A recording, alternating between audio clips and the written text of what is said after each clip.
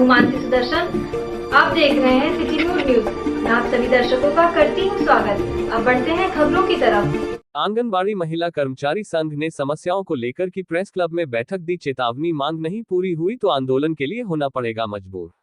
अयोध्या। आंगनबाड़ी महिला कर्मचारियों ने अपनी समस्याओं को लेकर की प्रेस क्लब में बैठक और दी चेतावनी, अगर मांगे नहीं पूरी हुई तो हमको धरना प्रदर्शन करने पर बाध्य होना पड़ेगा। मामला जनपद अयोध्या के आंगनबाड़ी कर्मचारियों की समस्याओं का है, जहां उन्होंने मीडिया से बात करते हुए बताया कि आंगनबाड़ी कार्यकर्ताओं को मानक के विपरीत काम कराया जा रहा है। उन्होंने आरोप लगाते हुए कहा कि आंगनबाड़ी की महिला कर्मचारियों को 1 किलोमीटर से दूर भेजा जा रहा है, जहां उनको काफी दिक्कतों का सामना करना पड़ रहा है, जबकि नियम यह है कि 1 किलोमीटर के अंदर उनको काम करने का प्रावधान है, जिससे उनको कोई दिक्कत ना हो। आंगनबाड़ी का मतलब ही है कि महिलाओं की समस्याओं को आंगनबाड़ी में ही हल किया जाए। साथ ही यह भी बताया गया कि आंगनबाड़ी कर्मचारियों को एक फोन उपलब्ध कराया गया था, लेकिन अब वह फोन खराब हो चले हैं और अधिकारियों की तरफ से निर्देश भी दिया जाता है कि अपने कार्यों का फोटो और लेखा जोखा भेजें और ग्रुप पर डालें, लेकिन फोन खराब होने से काफी दिक्कतें आ रही हैं और अधिकारी हम लोगों की समस्याओं को सुनने को तैयार नहीं है। क्या समस्याएं हैं, किस बात को लेकर आज बैठक हो रही है? आज ये बैठक हमारे ज़िले में इसलिए हुई है कि हमारे यहाँ जो सिटी परियोजना में मीनाक्षी CDPO आई हुई हैं, उन्होंने बहुत ही तहलका मचा दी है, क्योंकि हमारे यहाँ आज तक कोई जियो नहीं आया है कि जो है इस वार्ड से उस वार्ड, चाहे आंगनबाड़ी हो चाहे वो हमारी सहायिका बहनें हों, कहीं किया नहीं गया जब से नियुक्ति हुई तब से। लेकिन आज ये यहाँ परियोजना में इधर से उधर तमाम बहनों को जो है इस केंद्र से उस केंद्र हटा दी हैं, जिससे कि बहनों को बहुत ही परेशानी झेलना पड़ रहा है। 1 किलोमीटर की जो क्षेत्र है वहाँ 2 किलोमीटर जाना पड़ रहा है। महिलाएं, हमारी आंगनबाड़ी कार्यकर्तियाँ बहुत परेशान हैं। भाई केंद्र पे जब उनको ले जाना होता है तो बच्चे जो है छोटे छोटे हैं, वहाँ तक नहीं जा पाते हैं। तो ये सब लेकर के बहुत तहलका मचा हुआ है। इस समस्या को लेकर किसी अधिकारी से कोई बात हुई?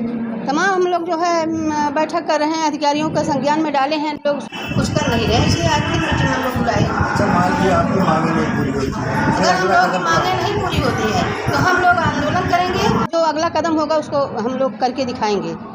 क्या नाम है आपका? मैं आंगनबाड़ी कार्यकर्त्री सरोज सिंह, जिलाध्यक्ष।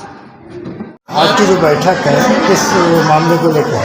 मैं महिला आंगनबाड़ी कर्मचारी संघ का जिला संरक्षक रणवीर सिंह गुप्तू, हमारे छोटे भाई सह संरक्षक सुजीत तिवारी बबलू जी, हमारी जिला अध्यक्ष श्रीमती सरोज सिंह जी, हमारी नगर अध्यक्ष सोनिका मिश्रा के साथ में हैं। आज हम लोग सिटी परियोजना, शहर परियोजना की समस्त आंगनबाड़ी और सहायिका बहनों का एक बैठक बुलाए हैं उनकी समस्याओं को लेकर। सबसे बड़ी समस्या ये है कि यहाँ पे जो हमारी CDPO मैडम आई हैं सिटी परियोजना में, उनका नाम है मीनाक्षी पांडे जी। आंगनबाड़ी में एक वो है कि ये योजना सन 75 में चालू इंदिरा गांधी जी ने किया और इसलिए चालू हुआ कि हमारी जो बहनें हैं, बहू हैं, महिलाएं हैं, ये बाहर नहीं निकल सकती हैं। योजना आंगन में चालू होना था, तो इसलिए एक व्यवस्था बनाई गई कि इसका एक गांव से या एक मोहल्ले से दूसरे मोहल्ले में ट्रांसफ़र नहीं होना चाहिए। लेकिन यहाँ की जो CDPO मैडम आई है नहीं, वो हम 15 से 20 आंगनबाड़ी केंद्रों को दूसरे वार्ड से हटा के दूसरे वार्ड में कर दी हैं, जिनके लाभार्थी बहुत छोटे छोटे हैं। आंगनबाड़ी केंद्र पे 3 साल से लेकर 6 साल तक बच्चे आते हैं। कई रोड क्रॉस करना होता है, तो ये छोटे छोटे बच्चों को ले जाके आंगनबाड़ी सहायिका 1 से 1.5 किलोमीटर कैसे ले जाएगी? सड़क क्रॉस करने में किसी दिन अप्रिय घटना घट जाती है तो उसकी जिम्मेदार CDPO मैडम लिखित दें। इस समस्या को लेकर किसी अधिकारी से बात हुई थी? हाँ, इस समस्या को लेके हम लोग मीटिंग बुलाए हैं और एक ज्ञापन जिला कार्यक्रम अधिकारी महोदय को देंगे और मौखिक तौर पे उनको हम मिलके अवगत भी करा चुके हैं कि महोदय ये समस्या यहाँ पे है, जिसका कोई शासनादेश भी नहीं है, ना DPO सर का कोई आदेश है, ना DM साहब का कोई अप्रूवल है, ना ऊपर से कोई शासनादेश है कि आंगनबाड़ी का वार्ड या आंगनबाड़ी का जो है गांव एक दूसरे गांव या मोहल्ले में हटा के किया जाएगा।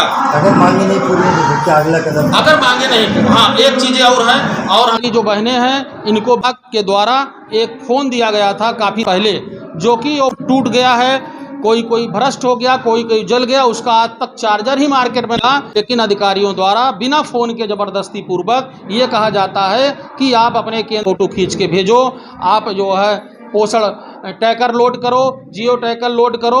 अब आप बताइए बिना फ़ोन होते हुए आंगनबाड़ी कैसे ये कार्य करें? मैं अधिकारियों से नहीं करता हूँ, अपने जिला कार्यक्रम अधिकारी महोदय से करता हूँ, सरकार से। पहले आंगनबाड़ी बहनों को आप मोबाइल फ़ोन उपलब्ध कराएं तो इनसे कार्य कराएं, और ज़बरदस्ती पूर्वक किसी भी आंगनबाड़ी बहनों को दबाव बना के कार्य न कराएं। नहीं, इसको संघ कतई बर्दाश्त नहीं करेगा। इसके लिए चाहे संघ को आंदोलन करना पड़े तो आंदोलन भी करेगा। इसलिए ये आंदोलन करना पड़े तो आंदोलन भी करेगा। इसलिए और 1 साल हो गया मोबाइल फोन दिया गया, उसका रिचार्ज का 1 रुपया नहीं दिया गया। तो हम यही अनुरोध करेंगे अधिकारियों से कि आप बिना मोबाइल फ़ोन दिए इनके ऊपर कोई भी ज़बरदस्ती दबाव मत बनाएं, और इनको फ़ोन दिला के सरकार की चलाई हुई स्कीम को सुचारू रूप से चलवाएं। धन्यवाद। नाई समाज के पंचायती मंदिर धर्मशाला की दुकानों व भूमि पर अवैध कब्जे को लेकर नाई समाज मिलेगा मुख्यमंत्री योगी आदित्यनाथ से। अयोध्या हाईकोर्ट के स्थगन आदेश के बावजूद भूमाफिया नाई समाज के पंचायती मंदिर धर्मशाला की दुकानों की भूमि पर अवैध कब्जा कर रहा है, जिसको लेकर नाई समाज के लोगों ने यहां के सभी अधिकारियों से बात की, पर उनका कहना है कोई भी अधिकारी मामले को गंभीरता से नहीं ले रहा है और हाईकोर्ट के स्थगन आदेश की भी धज्जियां उड़ा रहा है। इसलिए अब हम लोग ने फैसला किया है कि हम सब मुख्यमंत्री योगी आदित्यनाथ से मिलकर शिकायत करेंगे। यह पूरा मामला अयोध्या कोतवाली नगर देवकाली का है। नाई समाज की ओर से आरोप लगाते हुए कहा कि अधिकारी न जाने किसकी दबाव में है, जो स्थगन आदेश होने के बावजूद कार्रवाई नहीं कर रहे हैं, जिससे भूमाफियाओं का मनोबल बढ़ा हुआ है। अयोध्या देवकाली फैमिली बाजार के बगल नाई सेन सविता समाज के धर्मशाले की एक ज़मीन थी, जो लगभग 15 वर्ष पहले वहाँ हनुमान जी का मंदिर और शिव जी का मंदिर था, जिसको दबंगों ने ध्वस्त करके उस पर कब्जा करने का प्रयास किया था।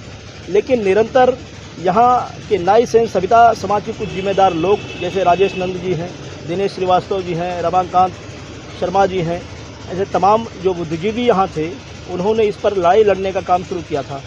और लड़ते लड़ते आज स्थिति यह है कि वो ज़मीनें तो बची रह गई हैं, लेकिन कुछ दबंग भूमाफिया के नज़र में वो कीमती ज़मीन होने की वजह से आज उस पर नज़र गड़ाए हुए बैठे थे। और उसी के साथ साथ आज इन्होंने सुबह जेसीबी लगाकर उसको कब्जा करना और बाउंड्री करना शुरू कर दिया, जिसकी जानकारी मिलते ही हम लोग को भी जानकारी दी गई। तो हम लोग तुरंत डीएम साहब से मिले। डीएम साहब से मिलने के बाद डीएम साहब का उस पर कोई रिस्पांस नहीं रहा। उन्होंने तमाम कागजों को कम बताकर या बताया कि लेटेस्ट हाई कोर्ट की स्टे लेटेस्ट नहीं है, जबकि इस पर सीधे सीधे हाई कोर्ट का स्टे का आदेश है, किसी प्रकार का निर्माण न किया जाए। और 2021 में एसडीएम साहब जो तात्कालीन थी, उनका आदेश था कि जितने भी इसमें बैनामा लिखाए गए हैं, बैनामेदार सब फर्जी हैं और उनके बैनामे को शून्य कर दिया गया था। लेकिन उस आदेश को न मानते हुए आज जो मौके के एसडीएम साहब हैं, उन्होंने पता नहीं किस दबाव में, राजनीतिक दबाव में या किसी प्रेशर में, उन्होंने एक बिना कोई तथ्य का एक आदेश पारित कर दिया गया। उस आदेश को लेकर विपक्षी इस पर निर्माण शुरू कर दिया है, जिसको लेकर नाई समाज के लोग जब डीएम साहब के पास जाते हैं तो डीएम साहब और एसडीएम साहब या जिले के जो भी आला अधिकारी हैं उस पर सुनने से इनकार कर देते हैं। वो दबंग जो आप कह रहे हैं कौन लोग सिंह हैं और माया सिंह जी। कितनी ज़मीन होगी जिस पर कब्जा किया? ये जिस पर लगभग 16 विश्व ज़मीन है जी। अगर आपकी मांगे नहीं पूरी होंगी, मुख्यमंत्री से मिलने की तैयारी कर रहे हैं और माननीय मुख्यमंत्री जी से मिलकर सारा मामला मुख्यमंत्री जी को अवगत कराया जाएगा। और यदि मुख्यमंत्री जी के यहाँ से भी राहत नहीं मिलती है तो इस पर आमरण अनशन की व्यवस्था कर रहे हैं और जल्द ही आमरण अनशन की व्यवस्था की जाएगी। अभी तक कहाँ शिकायतें की आपने? अभी तक जिले के तमाम आला अधिकारियों से लेकर आज हमने इसको अपर मुख्य सचिव गृह को भी भेजा है। अब देखते हैं अपर मुख्य सचिव गृह साहब का क्या इस पर आदेश निर्गत होता है। क्या लगता है क्यों कार्रवाई नहीं हो रही है? कार्रवाई न लगने का कारण है सबसे बड़ा कि आज जो दबंग भूमाफिया। जी बोलिए, क्या समस्या है? समस्या ये है, धर्मशाला के लिए आईजी के पास गया, डीएम के पास गए, एसएसपी के पास गए, कोतवाली भी गए, रातों दिन सब लोग दौड़ रहे हैं समाज के लोग, लेकिन कहीं से कोई सफलता नहीं मिल रही है और गुमराह किया जा रहा है। क्यों ऐसा क्यों? ऐसा क्यों है कि उनके पास धन बल है, हम लोगों के पास कोई नहीं ना। पेपर हमारे पास है, कागज़ हमारे पास है, हाई कोर्ट से स्टे है, और जबकि ज्योति सिंह ने इसके लिए आदेश पारित किया था कि पूरा बैनामा खारिज किया जाए।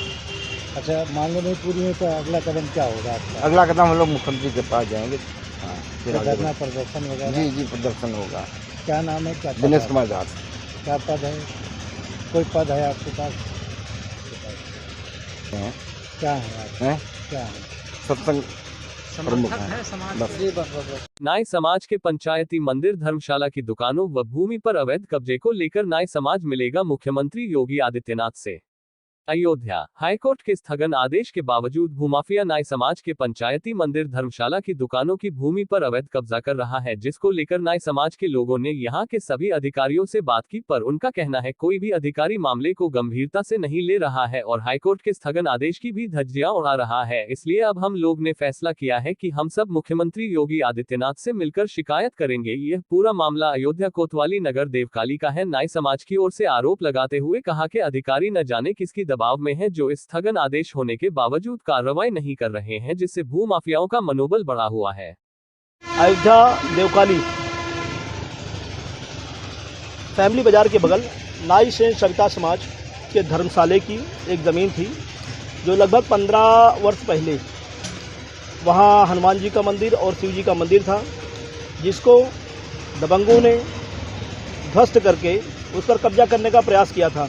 लेकिन निरंतर यहाँ के नाई सेन सविता समाज के कुछ जिम्मेदार लोग जैसे राजेश नंद जी हैं, दिनेश श्रीवास्तव जी हैं, रमाकांत शर्मा जी हैं, ऐसे तमाम जो बुद्धिजीवी यहाँ थे, उन्होंने इस पर लड़ाई लड़ने का काम शुरू किया था।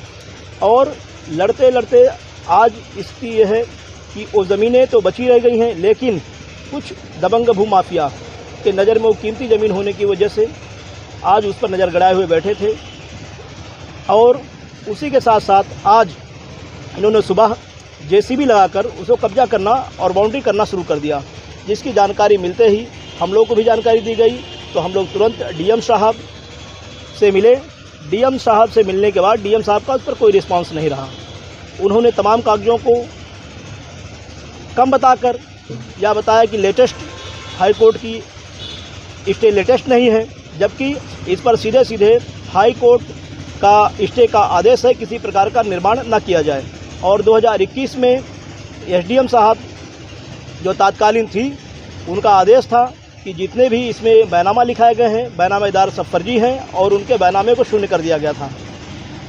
लेकिन उस आदेश को न मानते हुए आज जो मौके के एसडीएम साहब हैं, उन्होंने पता नहीं किस दबाव में, राजनीतिक दबाव में या किसी प्रेशर में, उन्होंने एक बिना कोई तथ्य का एक आदेश पारित कर दिया गया। उस आदेश को लेकर विपक्षी इस पर निर्माण शुरू कर दिया है, जिसको लेकर नाई समाज के लोग जब डीएम साहब के पास जाते हैं तो डीएम साहब और एसडीएम साहब या जिले के जो भी आला अधिकारी हैं उस पर सुनने से इनकार कर देते हैं।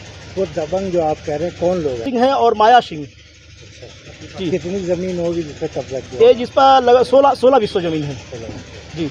अगर आपकी मांगे नहीं पूरी होंगी, मुख्यमंत्री से मिलने की तैयारी कर रहे हैं और माननीय मुख्यमंत्री जी से मिलकर सारा मामला मुख्यमंत्री जी को अवगत कराया जाएगा।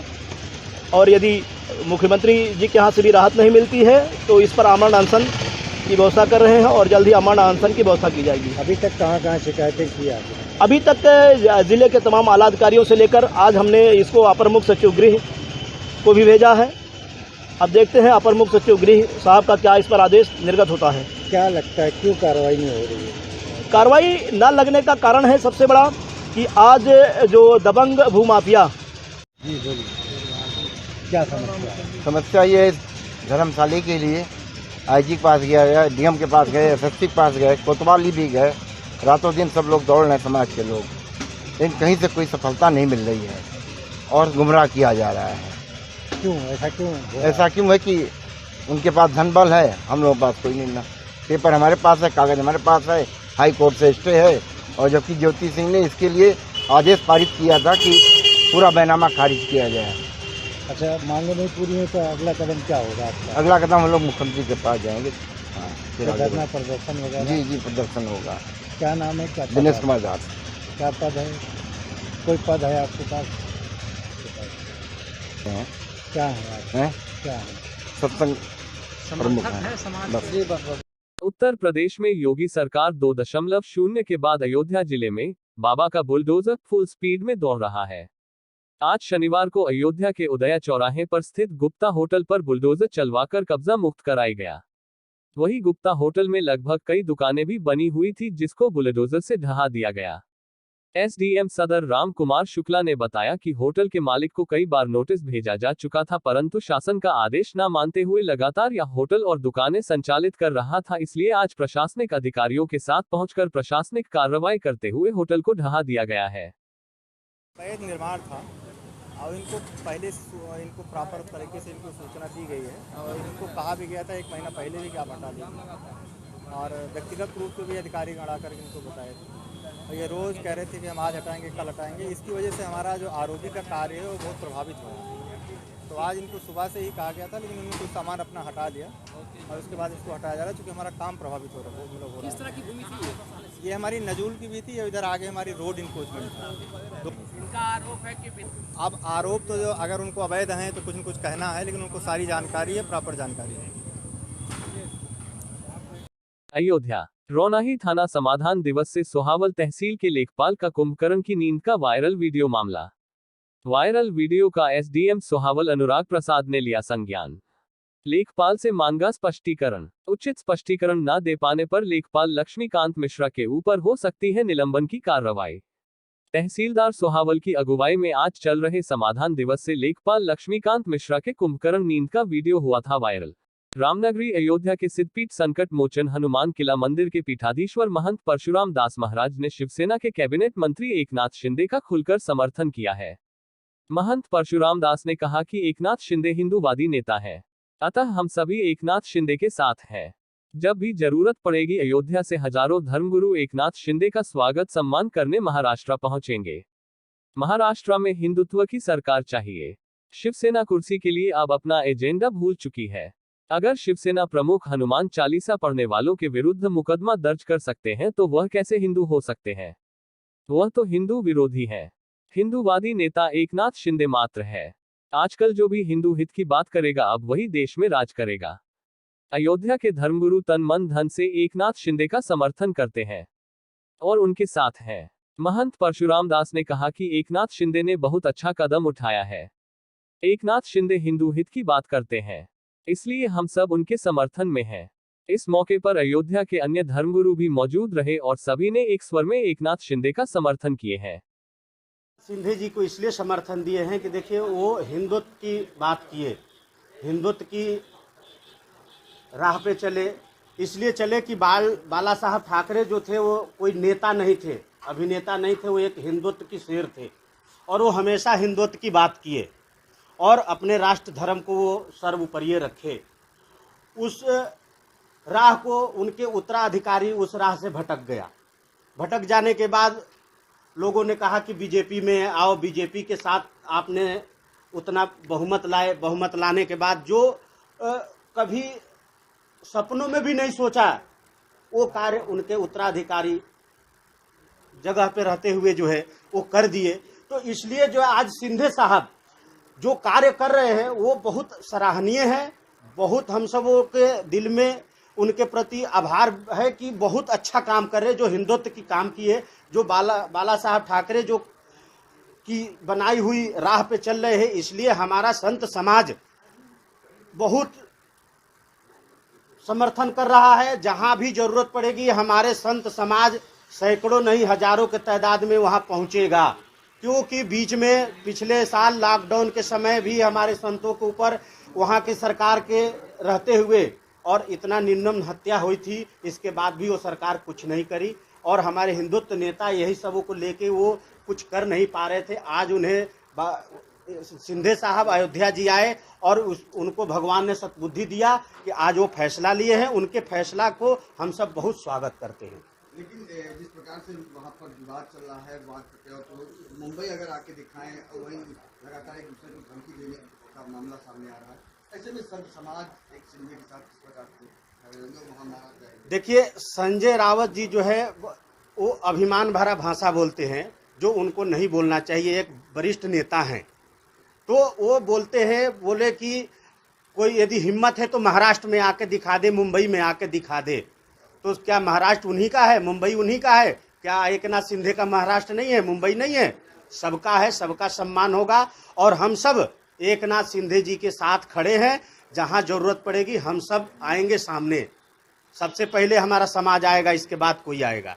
क्या आप अगर कांग्रेस जो है एकनाथ शिंदे को अपना मुख्यमंत्री का चेहरा बनाती है तो इसको क्या? नहीं, ये एकनाथ शिंदे को फिर तो कोई दिक्कत ही नहीं थी।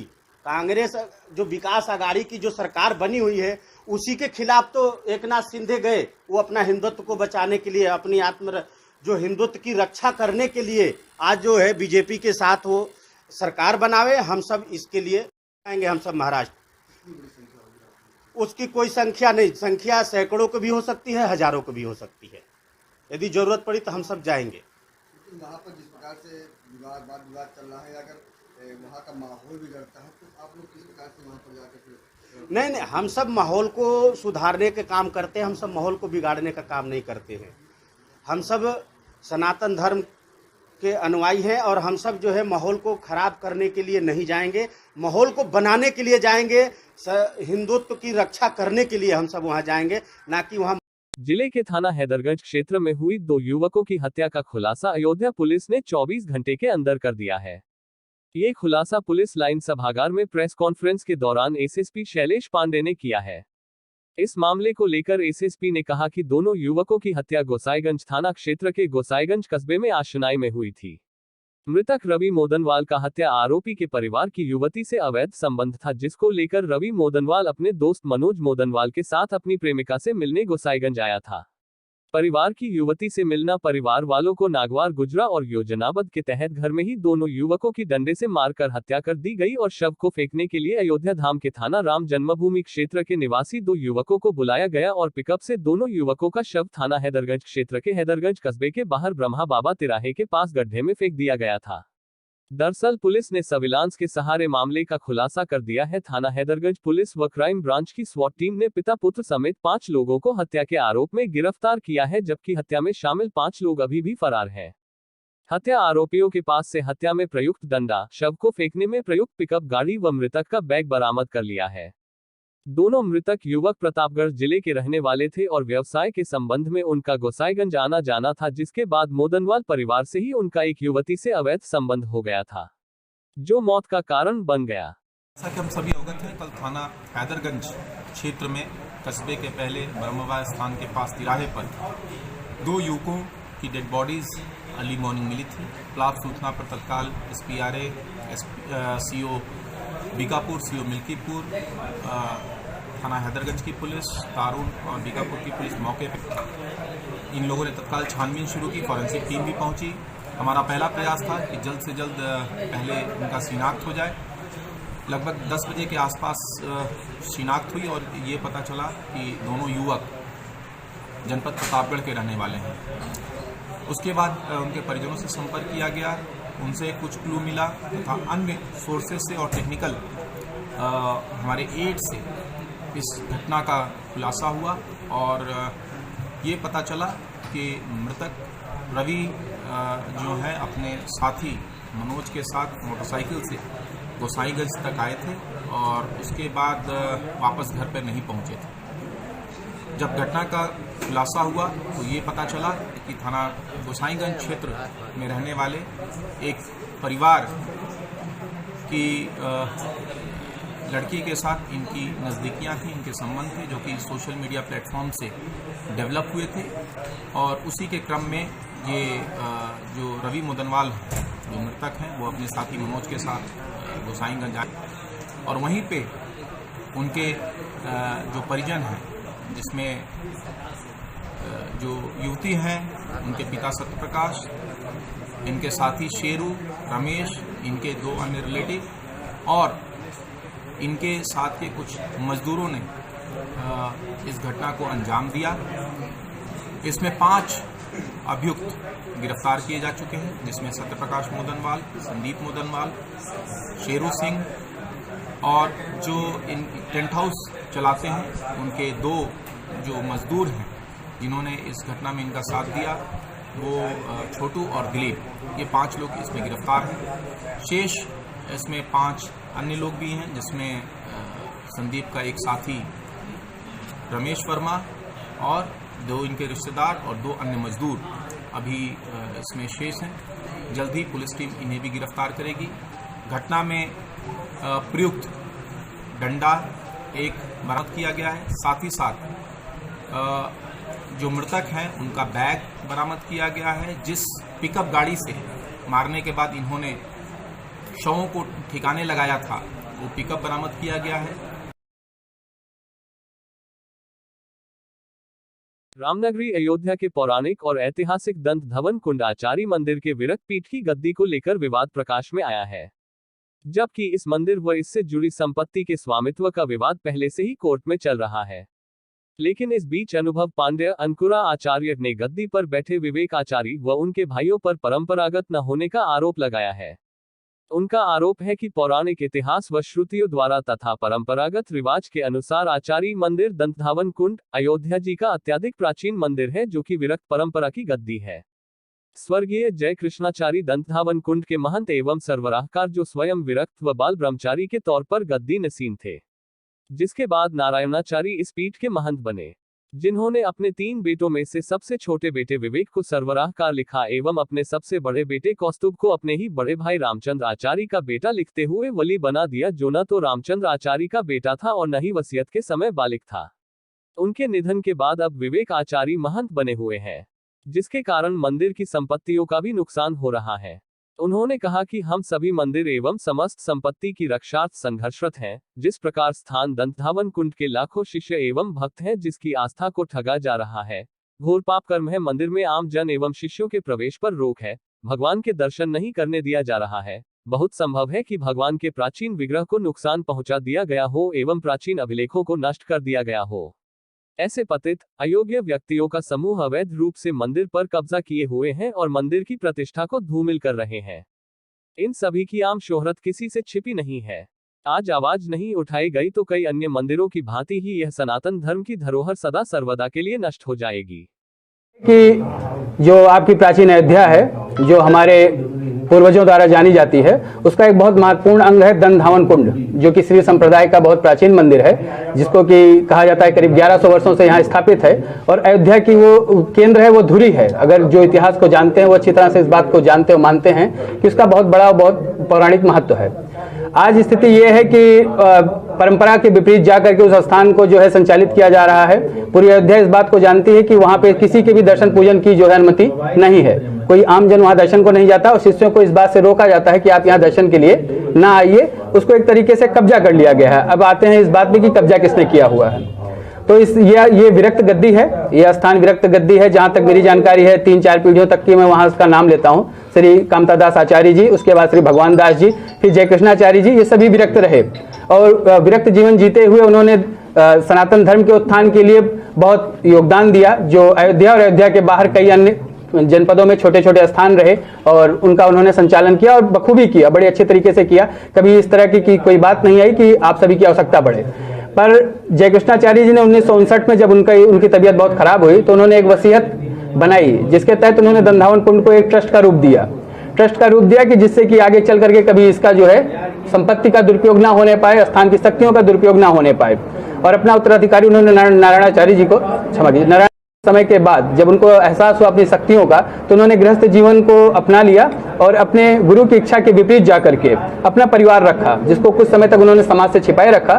फिर जब उनको ये बात का एहसास हुआ कि समाज में इस तरह की बात का कोई विरोध नहीं करेगा, तो उन्होंने जगजाहिर भी कर लिया और आगे चल करके ट्रस्ट की जो है पहचान उसको समाप्त कर दिया और जैसे भी चाहा उन्होंने उस स्थान का दुरुपयोग किया। स्थान की संपत्ति में अनगिनत बैनामे किए हैं, जिसका कि साक्ष्य मैं आप सभी को उपलब्ध कराऊंगा और बहुत सारी चीजें आप लोग जानते भी हैं। और इतना करने के बाद उन्होंने फिर एक वसीयत का निर्माण किया, जिसमें कि अपने नुक्ते से पैदा हुए अपने प्राकृतिक पुत्र विवेकाचार्य को अपना उत्तराधिकारी चुना 14 अगस्त 1986 को, और उसकी अवस्था उस समय 6 वर्ष की है। उसको उत्तराधिकारी बनाया और अपने ही नुक्ते से पैदा हुए अन्य बेटे, जिसका कि ऐसा कौस्तुभ नाम है, उसको अनुरागाचार्य का नाम देते हुए अपने बड़े भाई का पुत्र कहा और उसको उसका वली बनाया। एक 6 साल के बच्चे को अपना उत्तराधिकारी चुना और 14 साल के दूसरे अन्य बच्चे को उसको कस्टडी सौंपी। एक माइनर को स्थान दिया और माइनर को उसकी कस्टडी दी कि इस तरीके से ट्रस्ट का कहीं से इसमें जिक्र ना आए, कोई बाहरी व्यक्ति इसमें शामिल ना होने पाए, कोई अन्य स्थान इसमें दखल न देने पाए, चाहे वो आचार्य हो, बैरागी हो, किसी भी संप्रदाय से ताल्लुक रखता हो। तो इन्होंने विवेकाचार्य को स्थान दिया और कौस्तुभाचार्य को उसकी कस्टडी सौंप दी। आगे चल करके सन 2020 में इनका शरीर छूटा है नारायणाचार्य जी का। नारायणाचार्य जी के शरीर छूटने से पहले तक की आम शोहरत कौस्तुभाचार्य की विवेकाचार्य से आप सभी से छिपी नहीं है। उनका खान पान, रहन सहन, वो मांस भक्षण करते हैं, मदिरा पान करते हैं। उस स्थान पर भी भी ये सारे कृत्य किए जाते हैं। इसी वजह से वो स्थान आम जन के लिए अब वो बंद रहता है। फिर हुए जिसमें कि बाकायदा वो बेल पर हैं, उनके पिता का नाम नारायणाचारी है। फिर धीरे धीरे उन्होंने अपने पक्ष में अन्य साक्षी इकट्ठा करने शुरू किए रामचंद्राचारी के। जिस तरीके से उन्होंने जो है तथ्य गोपन करके स्वयं को नारायणाचारी की जगह रामचंद्राचारी का बेटा कहते हुए आईडीज का निर्माण किया। तरीके से उस मंदिर पर एक अपराध का अब संगठित गिरोह चल रहा है, संपत्ति को कब्जा करके उसका विक्रय करके उसका दोहन करने का, जो अयोध्या और अयोध्या के बाहर भी लगातार चल रहा है। इसके खिलाफ हमने आवाज उठाई हुई है। न्यायालय ने हमें एक पक्षीय स्टे दिया हुआ है जिसमें कि संपूर्ण संपत्ति देवोत्तर संपत्ति के विक्रय पर रोक है, यथास्थिति बनाए रखने को कहा गया। लेकिन वर्तमान समय में केंद्र और राज्य सरकार के तहत जो कार्य कराए जा रहे हैं अयोध्या विकास के, इसमें सड़कों का चौड़ीकरण हो रहा है और कई जगहों की संपत्तियों का अधिग्रहण हो रहा है, जिसमें दंधावन कुंड की भी संपत्ति जा रही है। उसका बड़ी मात्रा में मुआवजा बना हुआ है। उसको लेने के लिए विवेकाचार्य द्वारा मेरे ऊपर बहुत दबाव बनाया जा रहा है कि मैं मुकदमे को वापस ले लूं, जिससे कि जो ये मुआवजे की रकम है वो उनको आसानी से प्राप्त हो सके। पर मैं इसमें कहीं भी पीछे नहीं हटा। उन्होंने बहुत तरीके से दबाव बनाए। मेरे भाई साहब के घर गए वो 18 तारीख को 6-7 लोगों के साथ, उनको धमकाया कि आप मुकदमों की पैरवी को ढील दे दीजिए, नहीं तो आगे चल करके मुझे अपना पुराना रूप धारण करना पड़ेगा, ऐसा कौस्तुभाचारी का कहना था। मैंने इसके खिलाफ कोतवाली में भी तहरीर दे रखी है। उस पर आख्या मांगी गई है, जांच की गई है एसआई द्वारा, और उनके द्वारा स्थान में खड़े होकर के इस बात को स्वीकार किया गया एसआई के सामने कि मैंने ऐसा किया है, पर इससे किसी को क्या हानि है। अगर मैं स्थान कब्जा कर लिया हूं या मेरे पास गलत आईडीज हैं या ऐसा कुछ है तो किसी को नुकसान क्या हो रहा है। तो मैं ये कहना चाहूंगा ये ट्रस्ट की संपत्ति है, ये अयोध्या की जनता की संपत्ति। आज के लिए बस इतना ही। कल फिर मिलेंगे इसी समय इसी चैनल पर। अब हमें दीजिए इजाजत। नमस्कार।